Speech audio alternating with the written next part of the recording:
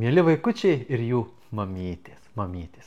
Grįžtu su pasaka apie mūsų Snieguolės nuotykius Didžiojoj Girioj. Taigi, kas atsitiko Girioje per pastarį laiką?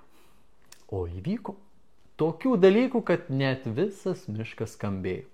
Taigi, pas mūsų Snieguolę atėjo raudonasis lapinas.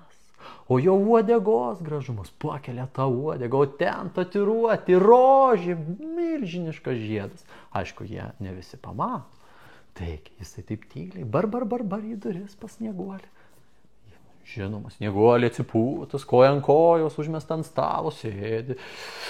Nieko daugiau nebedaro, aišku. Įeikit, pasako. Lapinas įeina, nuolankiai galvą linksi, sako, mielas Snieguolė. Aš tik manau, pačiai reikia darbo, ar atsirastų miške čia kas nors. Pakrapšto galvą Snieguolė taip. Bus Lapinė, bus. Seniai pažįstami, padarysiu. Kaip darė, taip ir padarė. Lapinas laimingas grįžo namo, pačiai papasakojo, kad viskas darbo vieta bus. Eina dienų, savaitės, mėnesiai. Snieguolė neskambina, laiškų nerašo. O pati, kaip žinot, klausė, kada. Lapinas neapsikentęs, vėl tyliai bar į duris pas Snieguolę.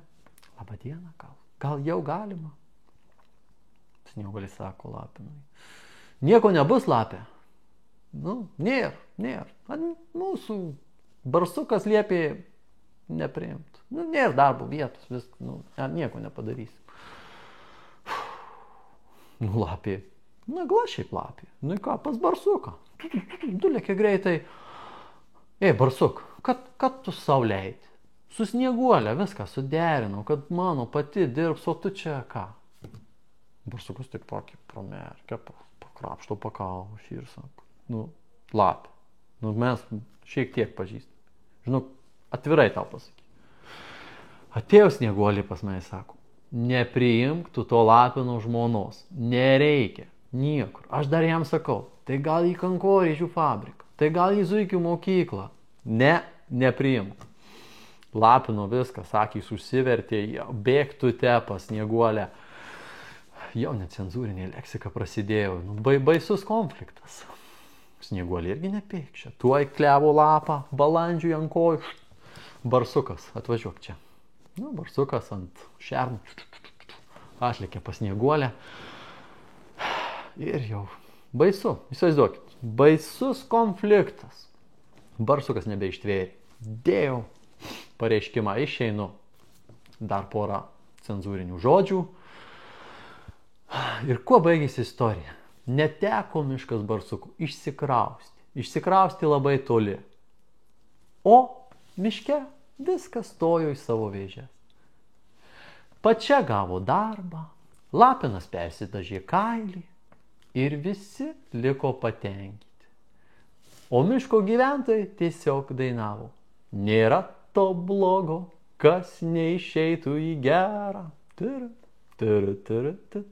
Taigi, taip ir baigėsi dar viena diena mūsų girioje. Ačiū, mielieji, kad klausėtės, o dabar keliaujam į žinias. Sveikas, Mariau. Labas, Eduardai. Tai su gimtadieniu. Tave irgi su praėjusiu. Ačiū. Kokias gėles įteikė, kokio gražumo per tarybos posėdį mes gavom gėles. Reikėjo padaryti nuotrauką ir įkelti čia, manau. Nesusipratėliai, nepadarėm to, bet už parodytą malonų dėmesį. Ačiū. Aišku, man tai patiko akcentas, kad jos su spygliais, bent jau mano tai daug spyglių turėjo, kažkoks kaktuso žiedas. Tai aš manau, kad jos tokios kaip ir abiejų mūsų kalbos šitoje tinklalaidėje. Turbūt nusipelnėm. Nusipelnėm to, mums tai buvo pasakyta, kad mes nusipelnėm tokio dėmesio. Taip, taigi praėjo 2 tarybos po pastarojo mūsų epizodo ir iš tiesų pagrindiniai klausimai tai nelabai ką yra ir išsiplėsti apie juos. Kadangi dabar turbūt pagrindinis dalykas yra reikia susigrobti visą valstybinę žemę, kurią leido pasiimti savivaldybėms. Iš tiesų tai yra formalumas valstybinė žemė, esantis savivaldybės teritorijoje miesto teritorijoje atitenka savivaldybei, dėl to ją reikia oficialiai kaip ir prisiregistruoti. Tai mes labai daug turim tokių potvarkių. Daug techninio pobūdžio dalykų, iš tiesų taryboje kažko tokio, kas gyventojams būtų ypač aktualu, iš principo visi klausimai gali būti aktualūs, tačiau to, kas būtų ypatingai aktualu ir mažai iškomunikuota, nebuvo. Man įdomiausia šioje pastarojoje taryboje buvo opozicijos arba tarybos mažumos valanda, kuri antrą kartą iš eilės gavosi nei šiokia, nei tokia. Kiek mes besiųstume signalų apie diskusiją, tiek mes gauname rožių spygliuotus kotus. Iš tiesų tai atrodė, nežinau, galbūt bandymas kažkaip sumenkinti mus ir tuos mūsų keliamus klausimus, ar noras kažkaip parodyti, kokie mes galingi ir kaip mes galim jus ignoruoti. Vis dėlto mes pakeitėm net reglamentą, tvarką, kad paprašė gerbiama dauguma, kad mes teiktume klausimus prieš opozicijos valandą, kad jie gebėtų juos atsakyti, kas skamba kaip ir logiškai. Ir aš įsivaizdavau, kad mes geriausiu atveju gausim prieš tarybą, tai tos dienos pradžioje, kad mes galėtume tuos klausimus kažkaip persiskaityti, į tuos atsakymus įsigilinti ir galbūt, vis tiek iš atsakymo kyla dar klausimų, kas greitojų būdu mums teko pabandyti perklausti, nes mes atsakymus gavom, bet taip. O dabar opozicijos valanda ir mums atneša ir išdalina atsakymus. Nors kiti tarybos nariai tos atsakymus gavo kur kas anksčiau negu mes prieš tarybą. Tai toks, bandymas mus pažeminti. Gal mes to nusipelnėm savo šitom laidom, aš nežinau. O tu iš tikrųjų vis dar toks naivus, tikėjasi, kad kažkas šį kartą bus iš tiesų kultūringiau? Tiesą sakant, aš nuo pat pradžių visiškai neturėjau jokių iliuzijų. Tačiau skirtingai nuo požiūrio į mus, mes opozicijos valandai, ta, kuri yra numatyta įstatymė, rengiamės atsakingai, nes iš tiesų klausimų savivaldybės vadovui yra labai daug ir yra nemalonių. Ir tam, kaip viskas vyko šią opozicijos valandą, mes nusprendėme paskirti atskirą epizodą, atskirą tinklalaidę ir jau sekantį tinklalaidę po šitos bus tarybos opozicijos valandos apžvalga, atsakymai mums į klausimus, o klausimai nelengvi. Kalbam ir apie mobbingo atvejus savivaldybės įstaigose, kalbam apie labai neatsakingą lėšų naudojimą mūsų savivaldybių įstaigose, kalbame apie pažeidimus, kuriuos nustatė ne tokie niekuo arba viskuo nepatenkinti kaip aš ir tu, o nustatė kontrolės ir audito tarnyba. Ir dėja drąsos atsakyti iš tos klausimus nebuvo.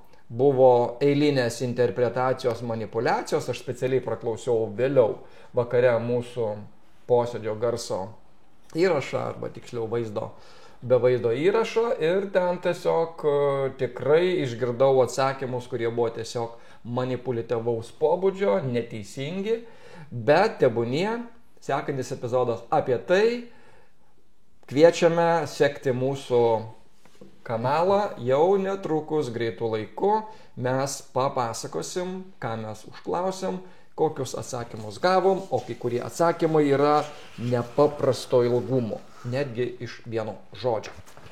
Jo, iš tiesų svarbiausia mums kaip visada neužvilkinti, nes mes jau gausim tuoj pravardę, kad pasižadam ir ilgai nepadarom savo šitų epizodų apie turbūt visiems įdomius dalykus. Man aš, pavyzdžiui, daug kėliau klausimų apie TUM programą, tai 1000 mokyklų programa, kur, kad truputį jūs galbūt suintriguoti, manau, mes visiškai neefektyviai panaudosim 2 milijonus eurų. Savo švietimo kokybei pagerinti ir turbūt apie tai, kaip ir Marius minėjo kitą laidą, ir su mano įžvalgom ir mano lūkesčiais, ko aš, pavyzdžiui, iš tos programos norėjau, tai manau, reikia ateiti ir su pasiūlymais, ne, gal pasims mūsų gerbiama dauguma dabar. Taigi, trumpai apie tarybos kelis klausimus. Tai daugiabučių namų bendrijos gali kreiptis paramos, yra tvarka savo gerbuviui tvarkytis ir turbūt, jeigu gerai pastebėjau, apie 20, vaikšto. Tarp 20-30% galima prašyti padengti išlaidas, jei kažkas atsitinka.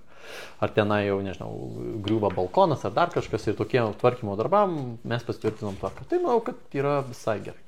Ir dar vieną aš išskirsiu, turbūt pasiekė mus pagaliau pirmosios pajamos iš parduoto miško. 40 000 berods pasipildė savivaldybės biudžetas. Ir čia aš taip įsivaizduoju, galėtų tas lėšas kaupti kokius 2 metus, jeigu taip įmanoma, nežinau, pagal įstatymą, ir, pavyzdžiui, padaryti kelią link Agurkiškių. Nu, tai Kardukai, ne? Plus dar. Tai, manau, tas kelias labiausiai dabar reikalauja. Ir atitiktų visus reikalavimus, kad turi būti miško kelias, ne kad gerinti pravažumą ir panašiai. Na, matai, kiekvienas, kas savivaldybė vadovauja, turi savo požiūrį, kaip tos įkūrinius leisti, tikėtina bus noras šitos pinigus išleisti greitai ir pakankamai turbūt teisingai, nes bent šiame tarybos posėdį biudžeto klausime didelių kažkokių abejotinų vietų nemačiau.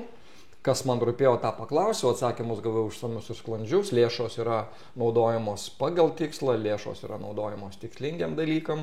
Jau kitame posėdėje, gal net ir 2 posėdžiuose gruodžio mėnesį mes užbaiginėsim finansinius metus ir žiūrėsime, kaip mums sekasi, kokius poreikius dar galime uždengti. Iš įdomesnių vietų galbūt posėdėje šiame buvo tai, kad atsiranda naujas nekilnojamojo turto mokestis vėjo jėgainių plėtotojams savivaldybėje. Tokių šiuo metu tarsi kaip ir garantuotų nėra, tačiau besmalsaujančių yra. Ir jeigu tokie žmonės į savivaldybę užsuks ir pasiryš investuoti didžiulius pinigus į vėjo jėgainių atsiradimą, jiems, jų plotams, kuriuose stovės jėgainės, yra nustatytas 3% vertės mokestis ir tai gana ženkliai papildytų savivaldybės biudžetą, nekalbant apie pridėtinės vertės naudas, kuomet bendruomenės, kurių teritorijos iškiltų tokie dalykai, gautų ir papildomos injekcijas finansinės, man atrodo, bus numatyta tvarkos, kad kažkokią dalį gautų bendruomenės. Tai bus matysim. Čia yra ateitis, aišku, kuo daugiau tų aš už vėjo energiją, saulę ir kad kuo greičiau mes būtume nepriklausomi, gaminantys ir viską pasigaminantys. Gerai, Mariau. Nėra gerai, Eduardai. Kas būtent tau negerai šiandien? Jeigu pastebėjai, šitas stalas yra tuščias, o ant jo nėra vakarienės, kurią tu pralaimėjai man neteisingai prognozuodamas Seimo rinkimus. Gerai, neteisingai. Aš, kadangi nemačiau rezultatų, tu juos ponas rašėsi, tai gal galėtum rezultatą paviešinti, kur gal turi susirašęs. Aš galėčiau juos paviešinti, bet, kaip sakyt, stalas tuščias, nėra daug ko. Toks ir malonumas yra man mėgauti savo mažą pergalę. Na, o jeigu iš tiesų, tai mes praėjusiame savo susitikime su Eduardu nusprendėm pademonstruoti savo orakulų įžvalgas ir paprognozuoti Seimo rinkimus, prognozuoti savo prognozes, pareikšti apie tai, kaip seksis partijom dalyvauti, varžytis. Ir aš atspėjau beveik su nedidelėm paklaidom 4 politinių jėgų pelnytų balsų skaičių. Eduardas buvo arčiau 3 politinių jėgų. Ir suma sumarum aš nusipelniau laimėjimo, tavo plojimų ir vakarienės. Jos vis dar laukiu. Ir Seimo rinkimai susiklostė taip, kaip jūs jau be abejo žinot. Jau mums filmuojant šitą epizodą yra aiškus ir visi kandidatai į ministrus. Jau yra ir patvirtintas ministras pirmininkas. Dauguma. Tai sakykim, kad, sąlyginai mes buvom netoli tiesos, kai kur buvom optimistiškesni, kai kur buvom visiškai tikslus. Na ir koks tavo vertinimas? Kur link 4 metus judės mūsų valstybė? Pirmas klausimas ir tuo pačiu atsakymas, tai kur Vilija? Briuselėje. Taip, Vilija, turbūt šitas klausimas jau galbūt ir praradęs savo žavesį, ne iš pradžių jis tikrai buvo žavus ir man, bet ir tuo pačiu yra liūdesys, kad mes pasiekėm turbūt politinės atsakomybės dugną. Šiuo, prasme, politikai yra daugelio visuomenės akiratyje melagiai, ne? Tie nesąžiningi, ne? Aš suprantu, kad per daugelį metų galbūt ir užsitarnavo šitą vardą. Kai kurie, ne visi, ne, bet kaip sakyti, limpa visiems. Nu ir čia iš mūsų turbūt vienos tradicinės partijos, ilgamžiais, tarpukariu esančios jau, prasidėjusios. Seniausios Lietuvoje. Jo, ir vadovas pamelavo tiesiogiai visai tautai. Ir kaip tu dabar atsimuši, ateis pas tai žmogus, jūs visi vagys ir melakiai. Ir ką tu pasakysi tokiam žmogui? Na, atrodo, kad mes, tie, kurie save galim vadinti politikais, ne tik dėl to, kad norim, bet dėl to, kad taip ir numato valstybės įstatymai, darome viską, kad politika ir toliau liktų reiškiniu, kuri kelia susierzinimo ir savo rinkėjams sakydami netiesą, negirdami jų valios, tiesiog, ir toliau kasame nepasitikėjimo duobę, kuri jau yra ir iki tokio lygio, kad nežinau, ten turbūt bedugnės toli gražu dar nematyti. Ir iš tiesų liūdna ir tiesą sakant, aš, kadangi, man norėjusi pamatyti, tiek daug negatyvo per tuos rinkimų visą agitaciją, mes padarysim, mes esam fantastiški, ypač jau iš tos pačios Vilijos, ir jinai yra susikūrus kažkokį mitą apie save, kaip apie gerą vadovą, kuris priėmė kažkada teisingus sprendimus, kai iš tiesų prieš tą 8 krizę iš mano suvokimu ištaškė tiesiog visus pinigus socialiniam reikmėm, iškėlė visas išmokas visoms sritim, tos pačias pensijas, kas 8 metais atėjus pasimatė, kad biudžetas yra tuščias visiškai. Ir nereikia sakyti, kad ar ne tas pats ministras finansų Šedžius buvo. Galbūt. Ir ta prasme, jis visą tai tam leido atsitikti, užsimerkti, kai jau Amerika jau viskas jau buvo skęstantis laivas ir netikėtis, kad neateis pas mus šitą krizį. Tai, baisu. Nemanau dar, kad reikia labai didelės dramos. Mano pačio įsitikinimu tai, ką nuveikė šitą vyriausybę, bebaigianti savo darbą, bedirbanti paskutinės savo dienas, yra užmojis padarytas puikus, didelis ir net ir norėdamas šito gero darbo taip lengvai nesugriausiu, o kita vertus, nemanau, kad atėjo į valdžią kažkokie kenkianti savo valstybė arba savo žmonėms žmonės, kurie tiesiog spręs, tvarkys įvairius dalykus taip, kaip jiem išeina, galbūt ne taip, kaip mes norim su tavimi. Jau vien tai, kas atsidūrė pas jos valdančioje daugumoje, byloja, kad bus įdomu, nebus liūdna, tik tai gaila, tas neliūdėjimas ir tas nenuobodumas yra valstybės reputacijos ir tam tikrų rizikų, kurių visiškai nereikėjo.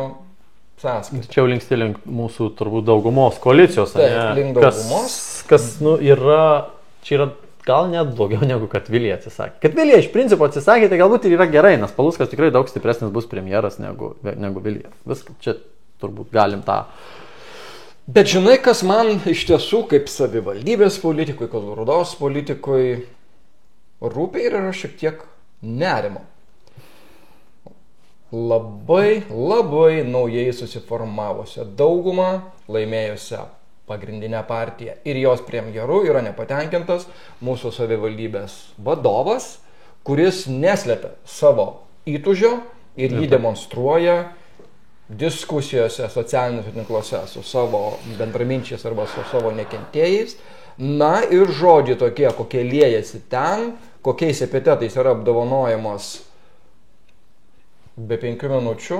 Ministras pirmininkas. Jis jau kaip ir ministras pirmininkas, tik dar neturi savo kariaunos. Bet, sakykime, ministras pirmininkas, man tai kelia nerimo, ar nebus konfliktų su centrinė valdžia mūsų savivaldybei.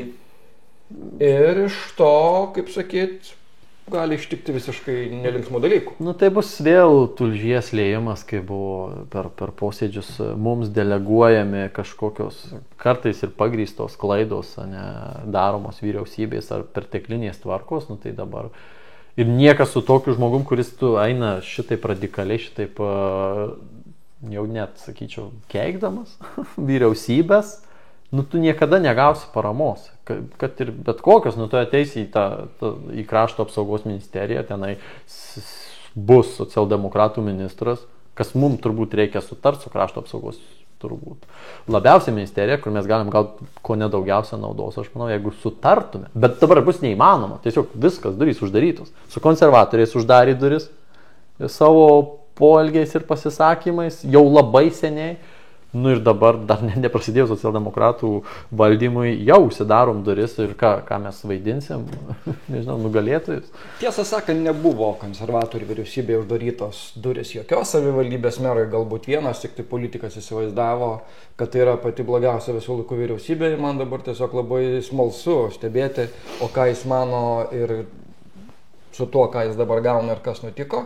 Bet žvelgiant iš savivaldybės tarybos nario pozicijos, tai iš tiesų nesuprantu noro nuolatinėme būti konflikte, noro nuolat matyti visus prastesnius už save, visus menkinti, kritikuoti. Na, seks labai įdomus metai ir savivaldybės taryboje, ir artimiausiame Seime, žvelgiant iš mūsų savivaldybės interesų pozicijos, mums beliks tada tiesiog tą situaciją stebėti ir komentuoti. Mariau, tai veikia, tu pažiūrėjau, labai paprasta, mes turim Žemaitaitį, grįžkim prie šito. Tas rėkimas, gerai, pagrįžkim dar atgal. Kai laimėjo žalieji valstiečiai, mums atrodė jau ta retorika, jau čia stipriai kalba, aštriai. Bet Žemaitaitis ten 3 kartų pavarė.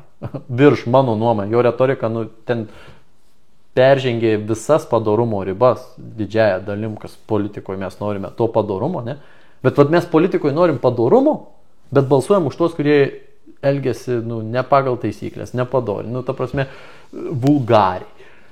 Ir čia, linkstant jau prie mūsų mero, turbūt, galbūt tai daroma sąmoningai, ta retorika tokia renkamas, nes numato, kad jinai veikia, kad, ta prasme, tas reiksnio mentalitetas veikia rinkėją ir tai duoda dividendų.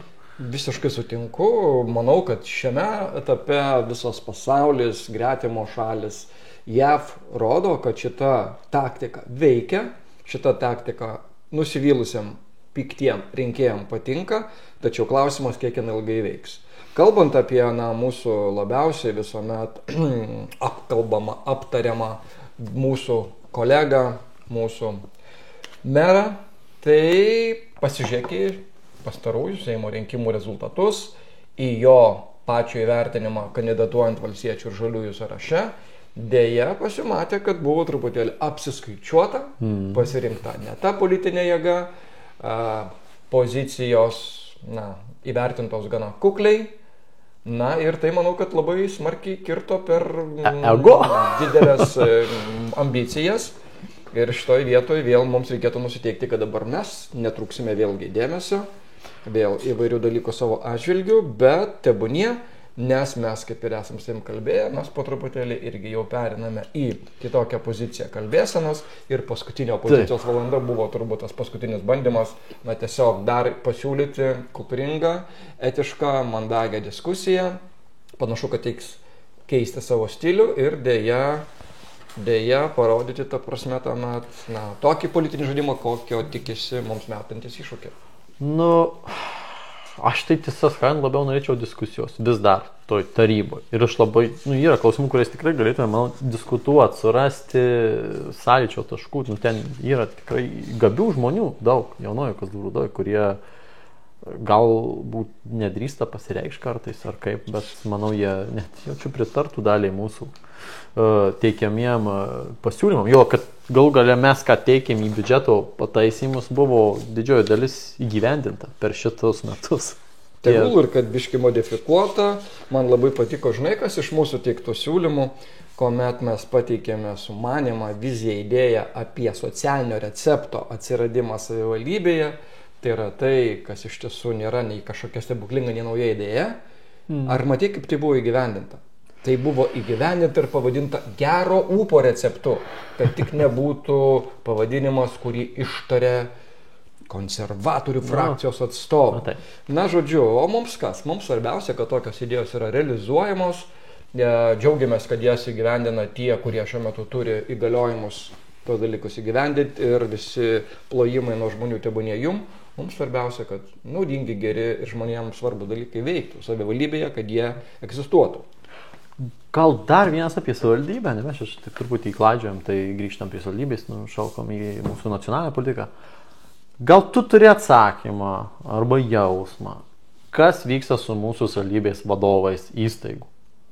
Tokia rotacija. Mes ką tik netekom Kazlų Rūdos energijos vadovais, kurią aš vertinau, ta prasme, mano nuomonė ir tiek iš asmeninio bendravimo, tiek ir iš pristatymo, tiek iš supratimo visos problematikos, tai per 10 metų jinai galbūt būtų kažkiek mūsų visą infrastruktūrą išgelbėjus ir sutvarkius, taip jau sakant. Ir dabar mes tiesiog laisva ranka ją paleidom ir viskas. Ir kas dabar? Tai čia tik vienas iš pavyzdžių, mesgi ir bibliotekos vadovas pasikeitė, aš nežinau, per šitą kadenciją, jau antras bus. Tada mokyklos vadovai irgi nesugeba išbūti, administracijos direktoriai keičiasi. Atrodo, kas ateina ir kas turi tiesioginį ryšį su mūsų pagrindiniu vadovu, neįmanoma išbūti prie jo. Tai tu pats ir paskui atsakymą, matyt, kad problema yra ne tose besikeičiančiose žmonėse, o viename nesikeičiančiame žmoguje. Ir kaip pavyzdys, opozicijos valandos metu mes uždavėm klausimą apie tai kasgi ten vyksta savivaldybės administracijoje, kodėl tokia didžiulė darbuotojų kaita, arba tiksliau ne kodėl, o kokia ta kaita. Ir Eduardai dėmesio. 2024 metais administracijoje priimti dirbti 27 darbuotojai. Tai daug, ir kiek dar neužimtų vietų yra? Ir čia nėra, kad papildomai priimti dirbti žmonės. Čia yra tiesiog žmonės tie, kurių reikia. Ir kaip sakai, galbūt ne visi etatai yra užimti. Šiuo metu administracijoje dirba 95 darbuotojai. Tai kaita, rotacija yra tiesiog didžiulė. Man tai niekaip nekalba įtikinamai, kad tai gali būti užtikrintas darbų tęstinumas, kad gali būti kokybiškas darbas, kad gali būti įdomus ir naudingas darbas. Tai žodžiu, problemos yra gilios ir apie jas reikia kalbėti. Čia siejasi su tuo, ką mes klausim apie mobbingą. Jis iš principo yra toleruojamas Kazlų Rūdoje. Mano nuomonė, jis yra toleruojamas. Ir arba apsimetama, kad jo nėra. Tai jeigu darbuotojas patiria mobbingą, ta prasme, tikras patyčias, tai normalu, kad jie čia neina išbūti. Vadovai, jeigu tą patiria. Jeigu, aš nežinau, dabar mes žinom apie bibliotekos vadovę, kuri pasakė, kad jinai jautėsi taip, blogai. Tai čia kaip ir mes vieną išgirdom liudijimą.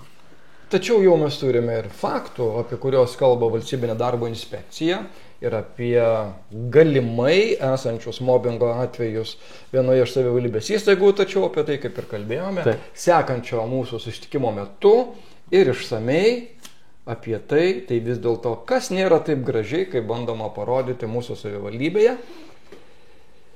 Pasikalbėsime. Tai ką, turbūt šiandien kaip ir viskas. Ir manau, kad reikia nedelsmum ir kuo greičiau sugrįžti su tikrai jau visiems, manau, įdomiais opozicijos klausimais. Tiesą sakant, aš vis dar esu skolingas iš praeitos opozicijos nepristatęs, nors dalis kartojasi mano klausimų, pabrėžiant problematiką turbūt klausimų. Ir nieks nepasikeitė per pusę metų. Nebuvo priimta jokių sprendimų. Tai va, turbūt gal ir pasiūlymų turėsi. Tik ką, ačiū tau. Kad ir tuščiomis atvykai, bet vis tiek tave malonu. Ne, tai aš tik dabar, aš apsimesiu, kad tik dabar išgirdau šitas atsakymus ir sužinojau, kad pralaimėjau. Dabar jau sekančiame epizode bus su vakarienė. Bendrausim prie nukrauto stalo, taip. Tu daug kalbėsi, aš daug valgysiu, silkė pataluos, balta mišrainė, rauginti agurkai. Aš gal pasitenkinsiu suši. Skanaus, būsimo ir ačiū už skirtą laiką šiandien. Iki kito.